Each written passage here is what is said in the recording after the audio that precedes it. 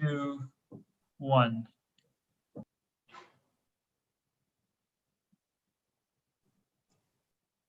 Hi, and welcome to our latest via virtual webinar, Surviving COVID-19, Stories of Perseverance and Inspiration.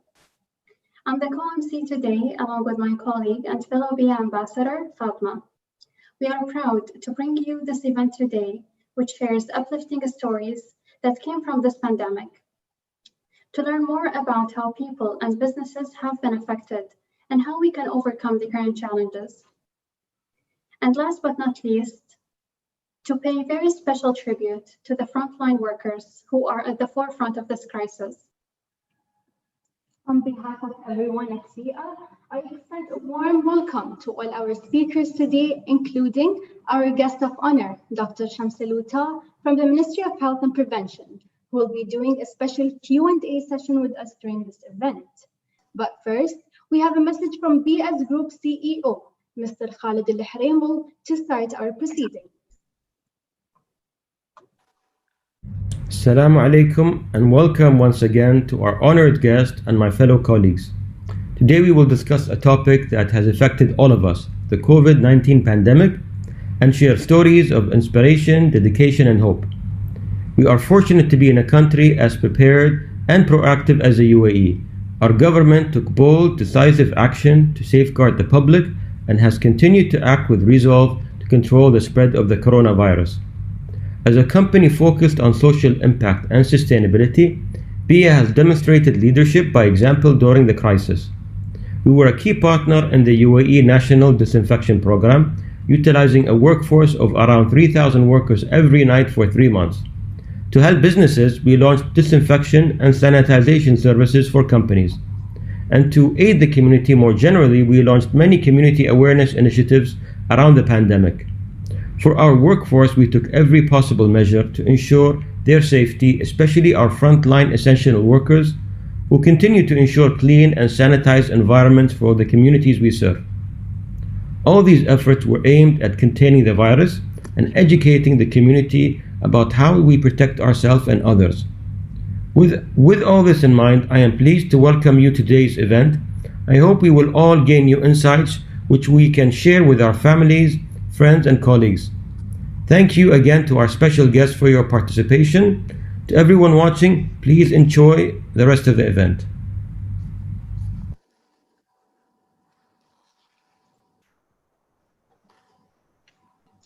Thank you, Mr. Khalid, for your insightful words.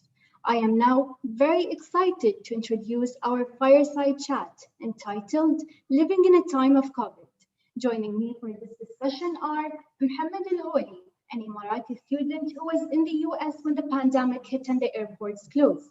During his repatriation by the UAE government, he began feeling the symptoms of COVID-19 on the flight home and subsequently tested positive.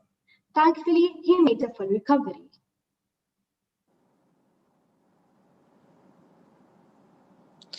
Hello, everyone. I would like to thank you for inviting me to be part of this webinar. Yes, I was in the US when coronavirus first began.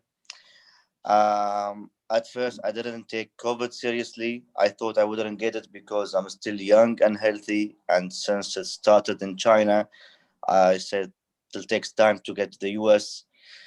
And I was moving around the city, living my normal life, attending classes, meeting friends without putting any social distance and without wearing a mask. So then the airport started closing and the government told us to go back to the UAE. They sent us a flight and we came back to the UAE. On the way back in the flight, I started feeling sick. So once the flight landed, we got tested in the airport and sent directly to the hotel where we had to undergo isolation for 2 weeks. In 2 days, I got a call informing me that my result is positive and that the ambulance is on its way to pick me up to take me to the hospital. That sounds like a really uncertain hectic period for you. What was your experience of the UAE medical procedures once you returned, Mohammed? The medical procedures were a bit tough, but it showed how much they cared about the UAE people. The isolation process showed how UAE cares about the people and how they don't want the virus to spread more. So not having my family by my side in the hospital, it was hard, especially I was the whole time by myself. But thankfully, the nurses were sweet and caring, which made me feel better. They checked up on us like 4 times a day, making sure we're getting better. And thanks to the UAE medical procedure and the care of the hospital, I cured from COVID-19 and went back home safely. Thank you very much, Mohammed, for sharing your experience. And we are really glad that you made full recovery. Thank you. And now we would like to also speak with Mrs. Nada Haj, a charge nurse from Ajman Medical District. Nada is a professional nurse who has spent the past few months witnessing the worst effects of coronavirus, contracted it, and made a full recovery before returning to work. She embodies the dedication, bravery, and professional response by frontline workers in the healthcare sector. So Nada, I understand that you yourself contracted the virus. Could you tell us more about your work and what it has been like to be on the front line of the COVID crisis?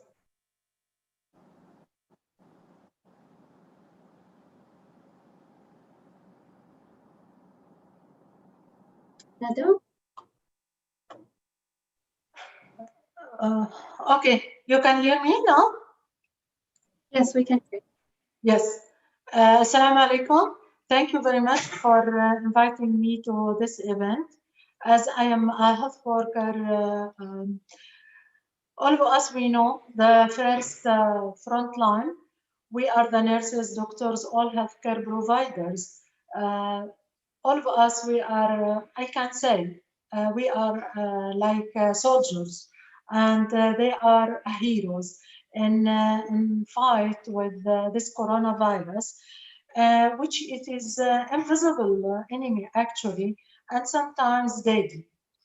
And this COVID-19, it make our work, our task harder than before, and our whole health organization or healthcare facilities, they supply us with enough, alhamdulillah, inventory of personal preventive equipments, that PPE, and all the staff, they are working and extended the hours with huge efforts, more than as usual. Everything actually it's changed for me, uh, for my daily routine work, or even at home. And I think this has not only happened for me, but it has happened for all the people. And as we are healthcare workers, all of us, as me, I understand the risk that I'm exposed to it every day, and the risk I'm taking. Maybe I will take this transmission and this virus to my family, and we try, all of us, to have the precaution as much as we can to protect in the beginning ourselves and our families, and to ensure that I doesn't encounter this virus to my family. In this crisis, actually, it took me in different insight. Right now, I'm talking to you, and the life, it seems fun and beautiful and everything nice, but it is it doesn't that much when you deal with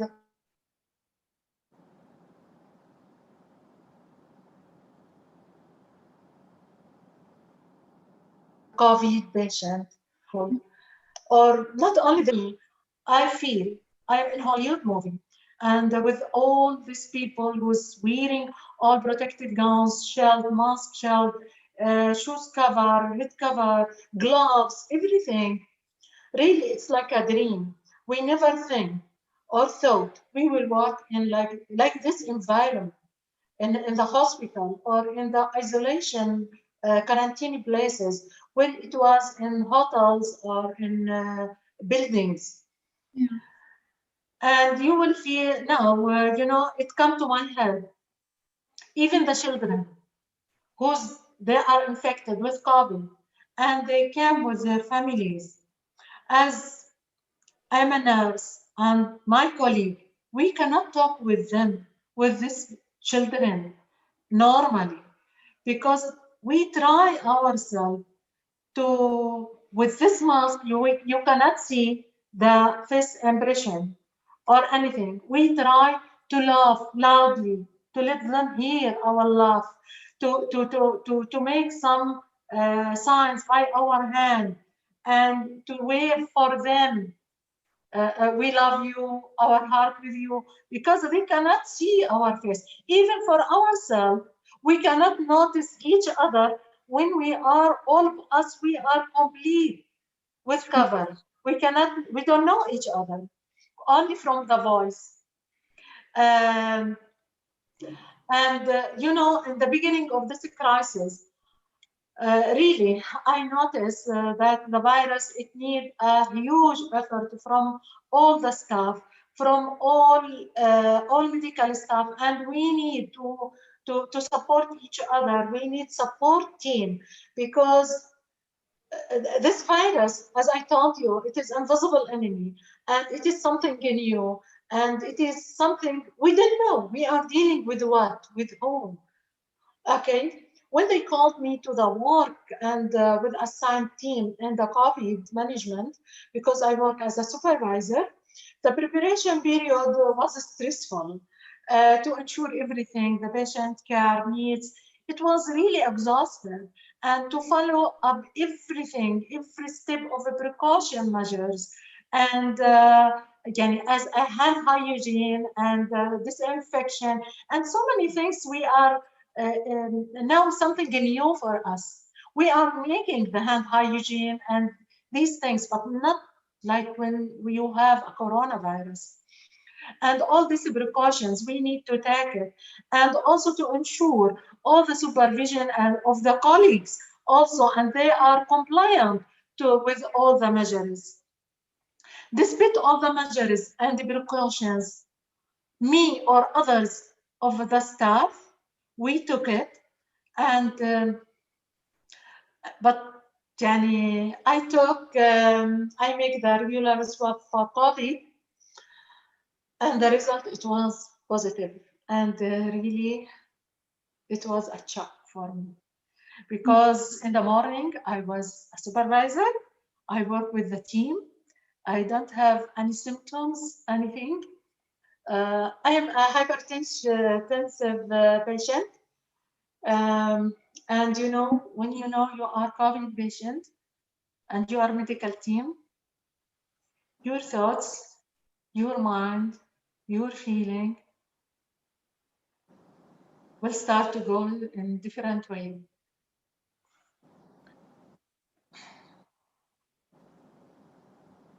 You will start to have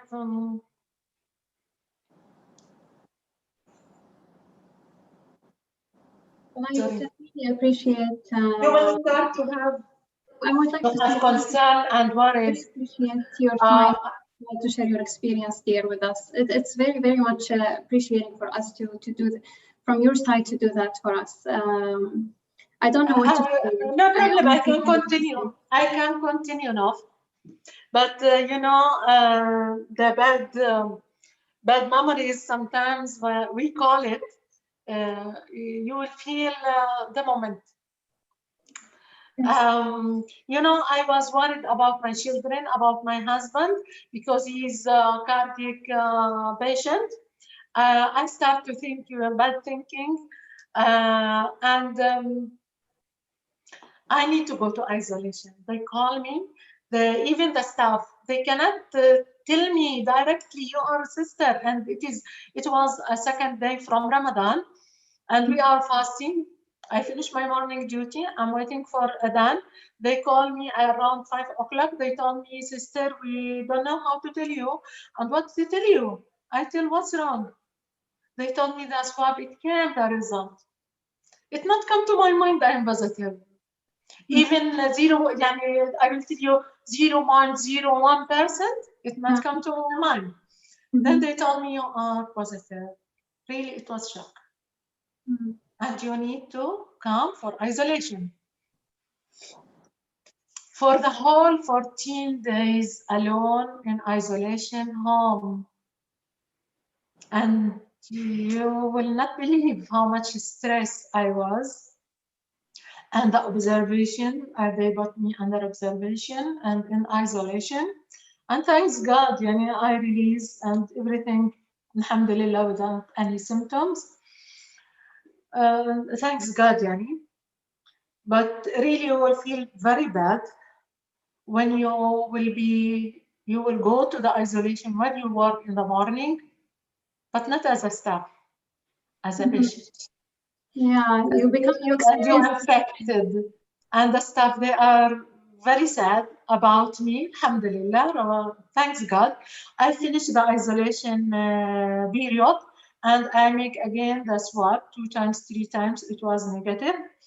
And I go back to my home, but still it was very emotional and really out of the description, this period. Again, I make before they enlist me in the duty rota again. I make again swab, and alhamdulillah, it was negative. Thanks God. You know, one of our biggest challenge is to see colleagues and friends who will work together every day. They become infected with COVID-19. It was a big challenge to know how you need to make sure that more patients recover quickly so that we don't overburden ourselves and health facilities. Thanks God, this period it's gone and I finished it. And it was really very bad period. And I can feel with the patients, especially when again I work as a supervisors and we pick the line for the patients and they are calling, they will tell me, you don't know the feeling, we are alone, we are lonely, you don't know how we feel. I tell them, I can't feel with you because I have this period. Thanks God for the technology we have, because of this technology, it is great, something very grateful if you use it nicely and in a good way. Because when you are in isolation home or place, you are alone in the room. Nobody will come to enter, or only just they will knock your door to tell you, this is the message, to tell you your food, it is outside. Nobody will come to clean your room. You need to clean it alone, to eat alone, to spend your time alone, to spend Ramadan alone. Thank you very much for this good question. Thank you. Yeah, I would like to say thank you so much, my dear. I wish I can give you a virtual hug. I don't know if I can do it over Zoom, but honestly, we really appreciate all the effort, all the great effort that you have done. And I believe our prayers are always with you, with your family. And I hope, and I'm very glad, first of all, to see you safe and happy. And inshallah, the next period will be a very positive period for you. Yeah. And inshallah, maybe in the next couple, let's say months or weeks, inshallah, we can have a gathering all together as well with us and the team, inshallah. So as a frontline worker, Nada, I would just like to ask you, if I may, what would you like people to know about the work that is going behind the scene? I'm sure there's lots of things happening behind the scene that nobody really recognizes or sees. So can you tell us more about that? Again, thank you for this question. And I think some of answer, I give it maybe indirect in the first question. But believe me, all of us as nurses, doctors, all the work, all the worker, even the worker who work with us and help us, because without this worker, we cannot finish our work. Not only the nurses, they are the first or front line. Even the people who's working in the porter or the drivers, ambulance drivers, they are also frontline, and all of us, we take our precaution because we are afraid to have this virus and to transmit this virus to our family. Alhamdulillah, we as a healthcare providers, doctors, all these people, really we feel a pain when we see these patients. They are calling us the patients who infected with coronavirus, and they are ill or they become more sick. And we try our best to work with them or to give them as much as we can, even the touch. We cannot give them because we are using gloves. You know, sometimes the smile, it will make the patient, he will reduce the pain nearly 50% from that one. The touch, when you touch the patient. And the isolation places, we try our best not to contact more with the patient. We try to be far as much as we can from the patients. We use telephone to call them, to ask them how are you, what you feel, what you need. Even if they have any symptoms, we ask them to describe the symptoms, signs and symptoms, and according to that, they give them the medication. This part, the people, maybe they don't know how much we feel bad and sad, because we cannot every time to enter the rooms and to talk to the patient, because this environment really it is stressful. To work in this environment, it is stressful. You don't know what will happen to you. You don't know what is going on. I can tell you some examples. We are facing also, and we feel really sad about these people, or you will find maybe some cases we have the child, he will be shy and he's infected, and his mother, she's negative. But who will take care of this baby or this child? We will find the mother, she will say, oh, I will expose myself to take care of my baby. See how much this great mother they are. They expose themselves with the children, to sit with the children and to take care of the children. And sometimes the opposite you will find. And like these things, it makes the doctors challenge, especially with old patients, to ensure their safety and to help them. And not only doctors, even the all healthcare workers, to pass this critical period, because really it is a critical period. It makes challenge with something we never, and we don't know what is the end of this COVID. And we don't know too much information about COVID. I hope that we will ensure that healthcare workers have access to counseling service, and this is what we need. Actually, this is some of the things the people maybe they don't know how much stress we face. Some people, when they call us from their rooms, because we are working in isolation rooms, in isolation homes, they call us as a nurses and they are fighting with us. And they think we not feel with them. And still, we make like a sponge. We absorb their anger and we talk with them nicely and we are listening to them.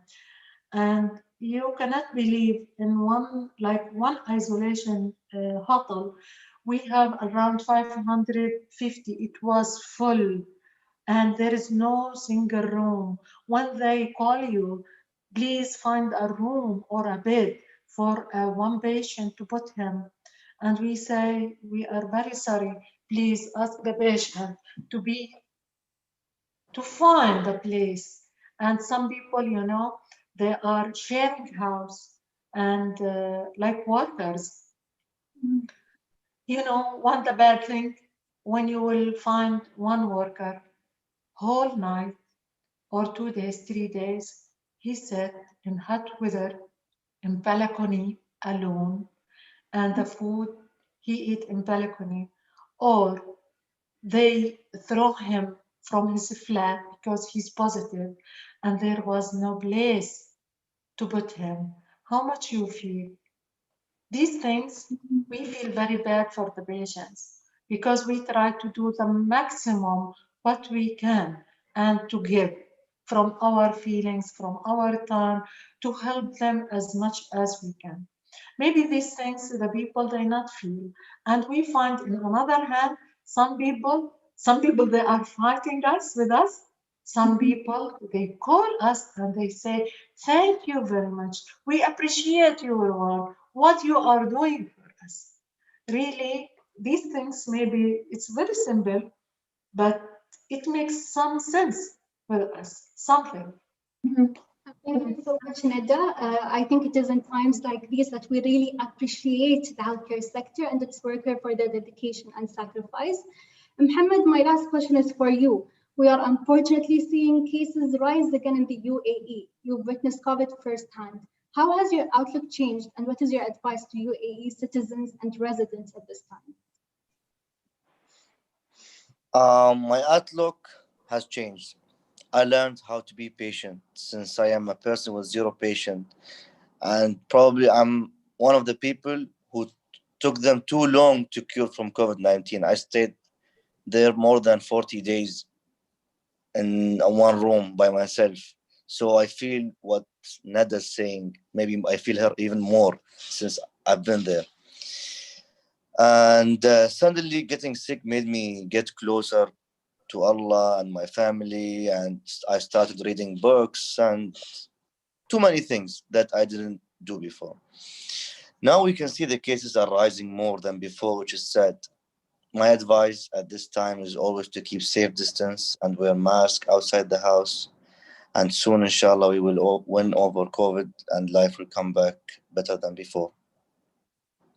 Thank you to our guests, Mohammed Al-Hawali and Nada Haj. We appreciate you joining us today to share your experiences and insights. We turn now to the next session, a Q&A with the Ministry of Health and Prevention. Thank you. Thank you very much. It is my honor now to welcome Dr. Shamsa Luta, Public Health Specialist at the Ministry of Health and Prevention, MOHAP. Through her work at the Ministry of Health, Dr. Shamsa has helped to establish a public health framework for the entire UAE and its response to COVID-19. She has also participated as a member of the National Health Security Action Plan in cooperation with the World Health Organization. Dr. Shamsa, the first confirmed case of COVID-19 was on January 29. Can you please tell us more about how did the Ministry of Health and Prevention formulate its response and also prepare for the pandemic in the early weeks? Thank you, Noof and colleagues. It's my pleasure to be here a part of this webinar. As all we know that the first case of novel coronavirus was reported in December 2019 in Wuhan. Since then, the UAE has actively engaged to contain and control the spread of COVID-19, with activation of early system and activation of the National Plan to Combat Human Pandemics at both national and international levels.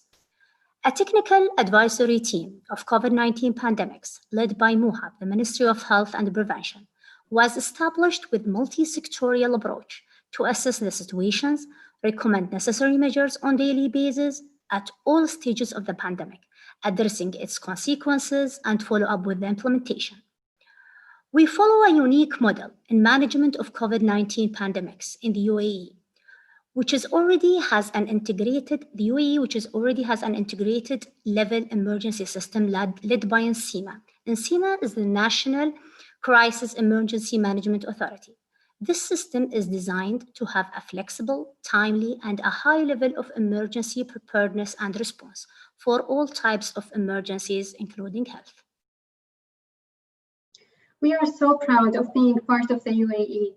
which has really led the way internationally, whether it comes to preventative measures or healthcare provision, testing, research, and vaccine trials. What really have been your biggest challenges, Dr. Shamsa, and successes with regards to these areas from the perspective of MOHA? Yeah, the COVID-19 crisis is continuous, and the UAE government's unwavering effort to curb the spread of the virus through implementing more exceptional measures and laws that are aimed to mitigate the impact of the virus in the country. The UAE is among the top in the world in health, safety, and leadership effectiveness. UAE implemented one of the ambitious and accessible testing programs globally. UAE taken measures to limit the spread of the virus. Our precautions are regularly upgraded and we are continuously monitored. Furthermore, UAE has conducted more than 8.8 million COVID tests since the beginning of the pandemic, with follow-up with the wise leadership, which we are very proud of. The country is still at the forefront of the world in total COVID tests compared to its population. Transforming the challenge into an opportunity through the development of the UAE health capabilities during the crisis includes supporting strategies with scientific-based assessment, quickly expanding of PCR tests to be available all over the country with our leadership logistic, while assigning fully equipped and qualified medical teams around the clock, with enhancing the capacity of the medical supply chains and covering the health insurance of the test treatment of the virus for all residents and citizens. Yeah, this is very impressive, Dr. Shamsa. I'm certain with the Ministries of Health, efforts, the UAE is in safe hands. Could you talk more about MOHAB's vision for the coming months in terms of testing and ongoing vaccine trials? Yeah, the COVID vaccine currently undergo phase 3 clinical trials. The vaccine is being made optionally available to healthcare workers on the front lines after showing a promising result so far. So the vaccine has been authorized for an emergency use as a part of the country measures to protect healthcare workers in close contact with COVID-19 patients and ensure their safety. And it's fully aligned with the regulations and laws that allow a faster review of licensing procedures. As all we know that more than 31,000 volunteers were a part of these trials, including more than 1,000 people underlying health conditions. Regarding the testing, the United Arab Emirates continues to widen the testing program and aims to cover all citizens and residents in the country. That's great. Now, finally, how long do you think it will be before we get back to normal? And what is your message to the public with regards to achieving this goal? As all we know that the COVID-19 is a new experience to the UAE and the entire world. So thankfully, our solidarity and leadership of the UAE that we are really proud of, we are able to face all stages of the pandemics. All medical teams in the UAE are working towards the ultimate goal in which protecting everyone and all the countries against the virus. The radiance was the most important weapon.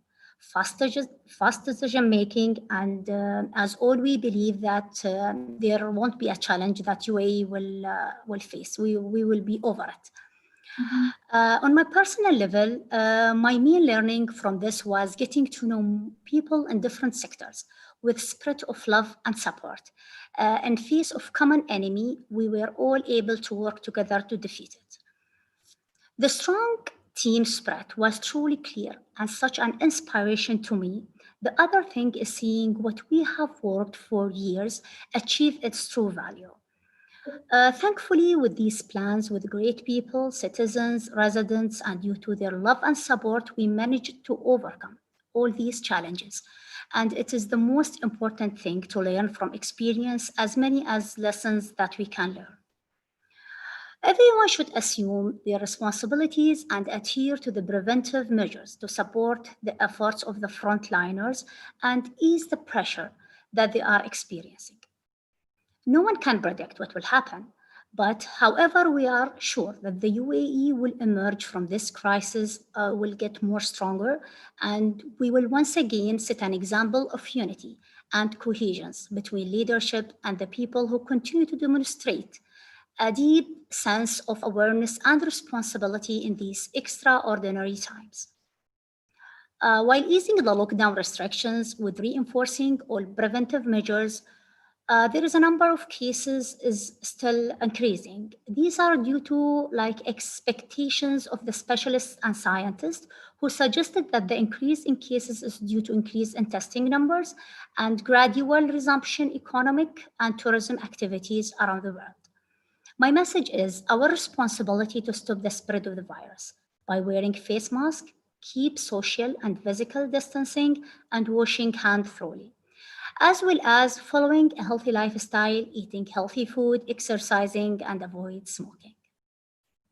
Thank you so much, Dr. Shamsa, for joining us today, and also to everyone at the Ministry of Health and Prevention for the work they are doing to keep us safe. Pleasure is ours. Stay safe, stay home, stay safe.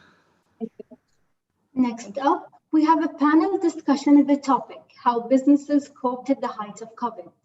From air travel to events and businesses, various entities were dramatically affected by the restrictions placed to safeguard public health from COVID-19. Joining us today, we have Mr. Abdurrahman bin Tla'a, Head of Corporate Affairs and Investor Relations, Air Arabia, an airline that we are very familiar with and have flown on. Mr. Sugumaran Devaraja, Regional Director at the Dubai Overseas Center for Enterprise Singapore, the Singaporean government entity responsible for enterprise development. Mr. Tim Elliott, CEO of People Creative, a creative agency, and Alfam Shamsi, co-owner of 20 Grams, a specialty coffee cafe. The four speakers offer a unique perspective about how businesses have coped with the pandemic and expected changes going forward. I'll direct my first question to you, Mr. Abdurrahman bin Tla'a from Air Arabia. Prior to the lockdown, we had been seeing rapid growth in international tourism and increased demand for air travel. And then COVID happened. As airports and borders gradually reopen, how are airlines, especially low-cost carriers, coping? Thank you, Fatma. Hi, everyone. This is Abdurrahman. Fatma, to answer your question, I think the MENA region and the GCC have indeed witnessed very rapid growth in the last few years and a few months, in particular before COVID. This growth is obviously driven by businesses, demand, and tourism, which is a sector that is really important for the UAE and for its economy. Now, the magnitude of the lockdown that was caused by COVID is totally unprecedented. No matter how strong the risk department's plan is, no matter how pessimistic the management is, there is no airline in the world that expected or was even close to expect something of this nature of close down. The nature of the aviation business is that of very heavy costs, and therefore the impact, as you would imagine, is significant. Now that we are hopefully past the worst, that airports are gradually opening up, yet this opening up comes up with plenty of chaos. It comes up with fluid structure. It comes up with constant variability and change.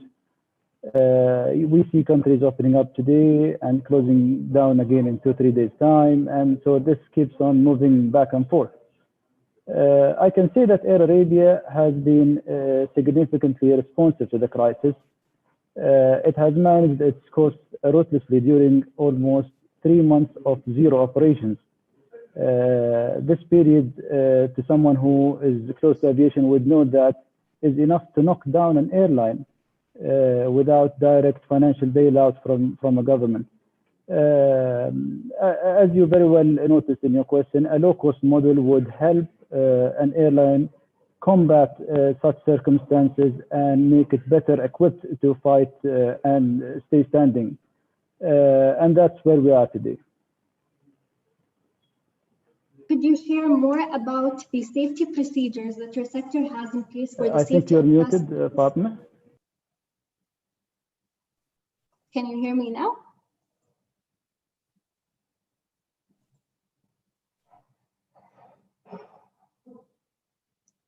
Fatma, would you try again? I think I missed the question. Could you share more about the safety procedures that your sector has in place for the safety of passengers? And do you have any safety tips for those in our audience who might be boarding a flight in the coming months?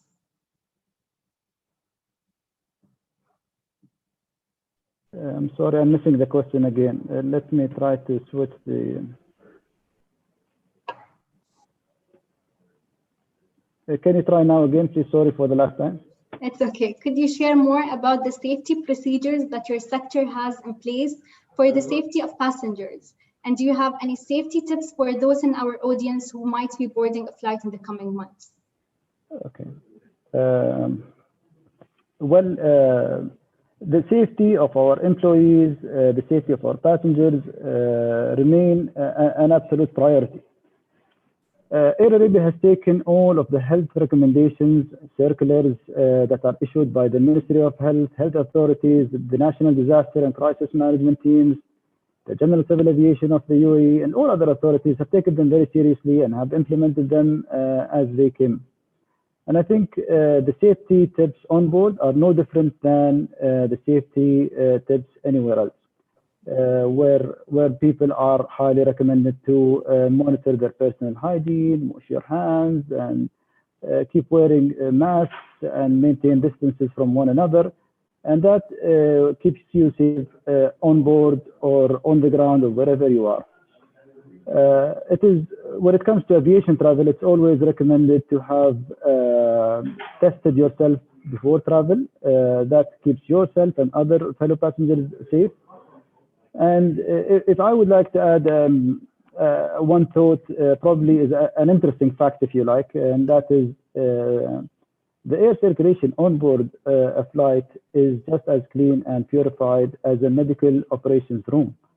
So it makes it probably safer than our offices and our homes to be in.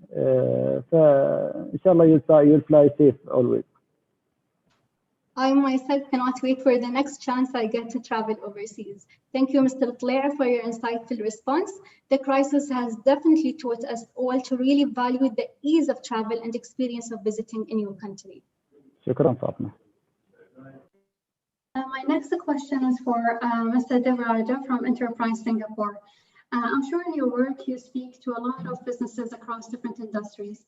Can you just share with us, please, what some of the key challenges that the businesses are facing at the moment? Sure. Thank you and good afternoon, everyone. I'm Sugu, Regional Director at Enterprise Singapore's Dubai office. Enterprise Singapore is the Singapore government agency championing enterprise development. Our Dubai office is a regional office and we cover a number of geographies in the GCC and North Africa. This has definitely been a challenging year for businesses and it's been filled with uncertainty for everyone. Beyond the effects of COVID, there have been other macroeconomic and geopolitical factors that have also not been very favorable. Businesses have had to overcome the COVID-related restrictions, travel limitations, and grapple with new ways of working. Technology has definitely been helpful in this regard, but it has still been a challenge nonetheless. I mean, Zoom is today's new way to go, right? People have forgotten to pick up the phone and call, but they prefer to have a Zoom call with video and so on. Secondly, with budgets cut across the board, businesses have had to be careful on managing their bottom lines and are extra careful in measuring returns on initiatives or investments that they're making. So for the first time, we are also working on virtual exhibitions, pavilions, and so on. COVID has also been an impetus for companies to digitize. So companies are now looking at their entire value chain, trying to reduce their costs, ensuring that their businesses continue to remain sustainable. And it has made businesses look at innovating or developing new income streams. Yeah, I fully agree that this pandemic was really hard on different businesses, and it really calls for a complete reevaluation of the way the businesses will be running. Thank you very much, Mr. Devaraja. Now, Mr. Tim, you head up a creative agency, and according to your LinkedIn profile, the agency People is all about creating experiences. What is the future for live events, in your opinion, given the regulation for social distancing? And will some of these changes be permanent? Thank you, and thank you for inviting me to this panel today. What we're experiencing today on this Zoom call is essentially the new live events industry as we see it now. unfortunately for us. The future of live events is the million-dollar question that we ask for our industry. And as everyone will know, all of the events that were due to happen have either been cancelled or postponed, or even postponed and then cancelled. And events like this are transferring to new technologies such as Zoom and others. For me and our agency, the live event industry has been around for hundreds of years. Back to the days of theatre, that was essentially a live event and continues to be. So we fundamentally believe that the importance and power of live will come back in the future. And the reality is that the power of live experiences are about connecting people, bringing people together, moments of celebration, shared experiences. Today, you've mentioned wanting to give someone a virtual hug, which you couldn't. Actually, if we were live on a panel, you would have been able to do just that. And the emotion that you two could have had would have been so much more impactful. And of course, you're trying your hardest to get it across over screen, but you can only do so much. That's what live events are for. They're for bringing people together. They're for creating a moment of emotion together, whether it's a mass crowd or smaller. Another example is if you were to watch your favorite band, would you rather watch them at concert or would you rather watch them on your couch at home? 99% of people would like to watch them live. So in the long term, we fundamentally believe that live events will come back for those reasons. In the short term, there are changes. So what we're experiencing today is what we would call a virtual event, which are what most people call online events. For us, a virtual experience is something where you're trying to recreate what you would have done live online in some way. There is also another type of live event, which is becoming more and more apparent, which is what we would call a broadcast event. A broadcast event is one where you accept you can't do what you wanted to do live, and you monopolize and amplify the concept of it being on TV. And you do that through a new experience that wouldn't have happened if it was to be live. And then there are many, many parameters around that in terms of different rules and regulations around the world. Can you have 10 people? Can you have 40 people? Can you have 100 people to events? We are, of course, very lucky here in the UAE that the current pandemic is on track and doing well in society, which means for us, events certainly in Dubai are coming back. We have an office in the UK. It's no secret that the UK is somewhat struggling and we don't see events coming back for many, many months, if not over a year still. So for us, short term, people will get to grips with virtual events and they will continue to happen, virtual or broadcast. And in the long term, I do think there will be changes. I think there will be changes in terms of the way that the entry protocol way works for events. So it might be, for example, capacities. We've already seen some capacity-driven events, but that's very difficult when it comes to something like a festival or a concert where it's difficult to control the crowd dynamics. We'll definitely see a difference in terms of sanitization becoming a permanent thing in events. And of course, when a vaccine does come, there will be multiple different types of vaccines, maybe with different parameters. So part of your booking system to an event will include certification of that. And upon arrival, you will, of course, be asked to prove that. So for years to come yet, the way that you enter an event will be so much different. And our aim is to make that as safe as possible as soon as we can, but to bring people together. And just the last thing I'd say is that's from an audience perspective, the impact on events. Perhaps one of the biggest changes that people won't see or be aware of is behind the scenes. Our industry was one of the first to go and be one of the last to come back. Because of course we promote bringing people together.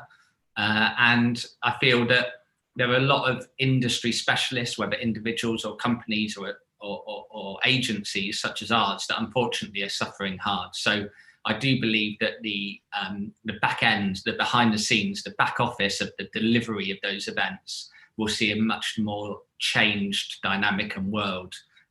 Where perhaps agencies and companies operate in a different way in the future to be able to deliver events. Thank you for your insights. I sure hope the live events will come back to life again.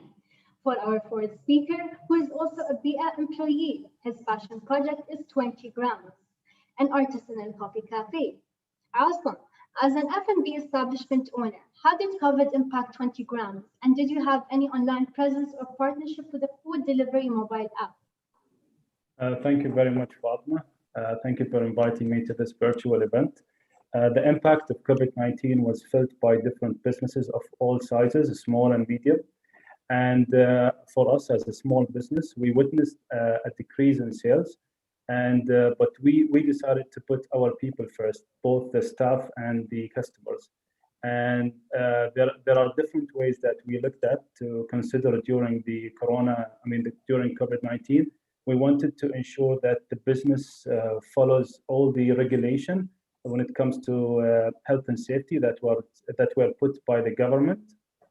And besides that, we made sure that we have a strong cash flow management where we try to minimize our spending and look at different revenue streams. For example, we introduced new products to meet the customer's need. An example of this would be brewing gadgets where customers can use them at home and make their own coffee instead of coming to the coffee shop. Another area that we looked at was inventory management, because when it comes to food and beverage, most of the inventories are food items and they last they have a shelf life of around 3 days, and you want to make sure that you use them before they expire. So instead of, because previously we used to do this on a monthly basis where we forecast our need, but during Corona we made sure that we do the forecast on a daily basis and understand the customer behaviors and how much inventory do we need. Besides that, we empowered our staff for them to make quick decisions to adjust the business to adjust the business according to the situation they are in.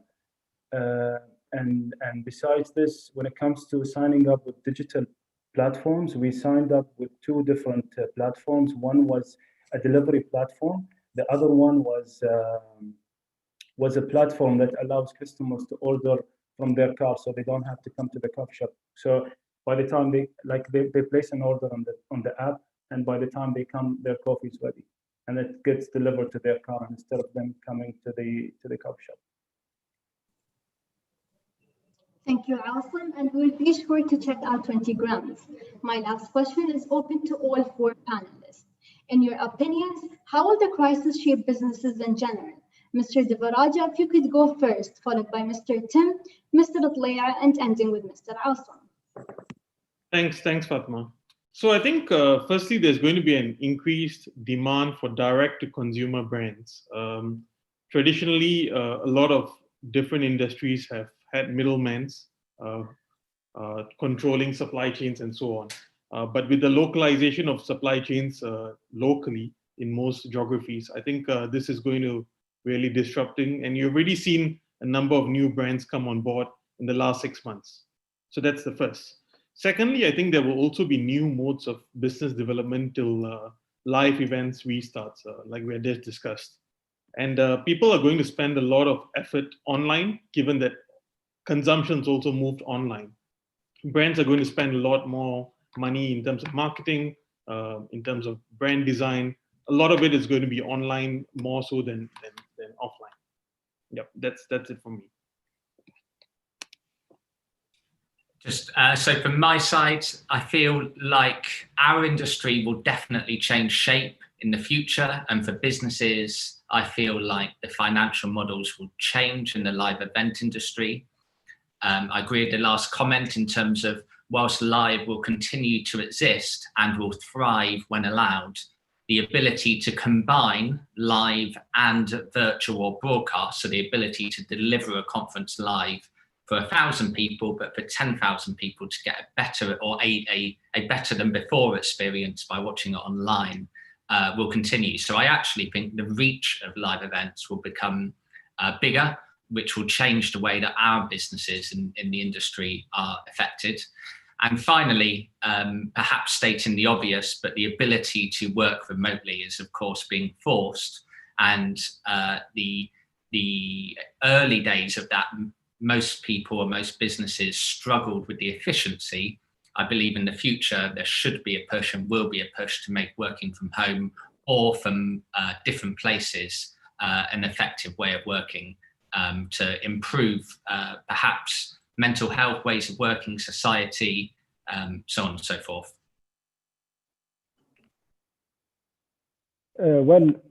I think I agree with both my colleagues here, and I think the change in the environment would be of two ways. One is the current phase where we're living COVID, and the way it have hold some business completely, like most of ours, the restaurants, the events, and us as an airline. And another view is the long-term change. I think in the short-term change, we say in Arabic, مصائب قوم عند قوم فوائد, which means the miseries of some are the prosperities of others. So some businesses have actually thrived during the crisis and have made lots of money. So if you had a business that is selling masks, for instance, you've done a fortune during the crisis. But other businesses have come to a complete full stop. Now, there are businesses that in the long run, now speaking, would not change completely. They would go back to the way they were because you cannot go without them. So a restaurant will remain a restaurant. You cannot dismiss the fact that people want to go out and eat. You cannot dismiss the fact that people want to travel. There might have some changes in terms of manners, in terms of way things are done, but we'll go back to those businesses. I also think that this will open the doors to completely new businesses. I think new industries will be formed on the basis of this COVID. But I think time is yet to come and tells us what's right and what's wrong in that. In my opinion, I think most of the businesses will increase the use of automation and technology, and they will start preparing and planning for the times ahead because no one expected anything like this to happen. And then another area that I think that needs to be focused on would be, because as a business we can open, but I mean, we're not sure if the customers are ready. So I believe that businesses should replan their customer acquisition strategy and try to attract the customers back to the businesses. Thank you. Thank you so much to our panelists for joining us today and for shedding light on the state of businesses as we head into a new normal. Now, as we approach the end of this afternoon's webinar, we have heard some fascinating personal insights into COVID-19. We have been fortunate to talk to a frontline worker treating patients, very inspiring one. And we were also honored to host Dr. Shamsa Luta from the Ministry of Health and Prevention. Of course, the fight against this pandemic has not been over yet, but we have learned a great deal about the efforts of our country, of our country's talented, dedicated frontline workers, without whom our life would have been very, very different. Now, during the pandemic, BIA was heavily involved in the National Disinfection Program to keep our environment clean and safe. Now, to find out more about the men behind the personal protective equipment suits disinfecting our neighborhoods, here's a short video which showcases a day in the life of BIA forefront employee.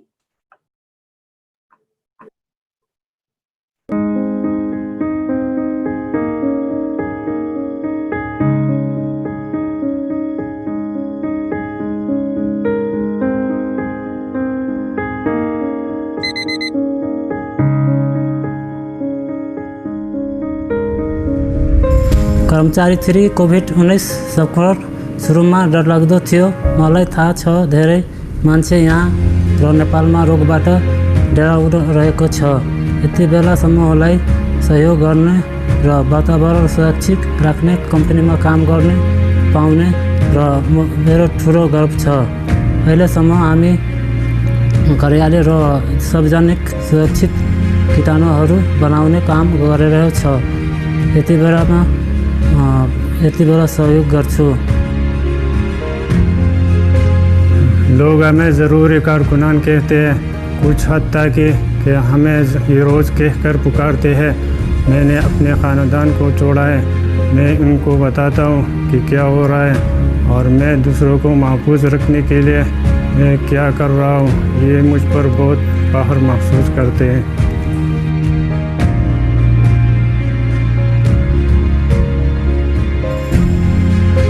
I was a part of the UAE National Disinfection Program every evening from March to July 2020. In the first week, when we started disinfecting public centers, streets, and buildings, I remember looking up and seeing people clapping and cheering from their balconies. I was very moved by this.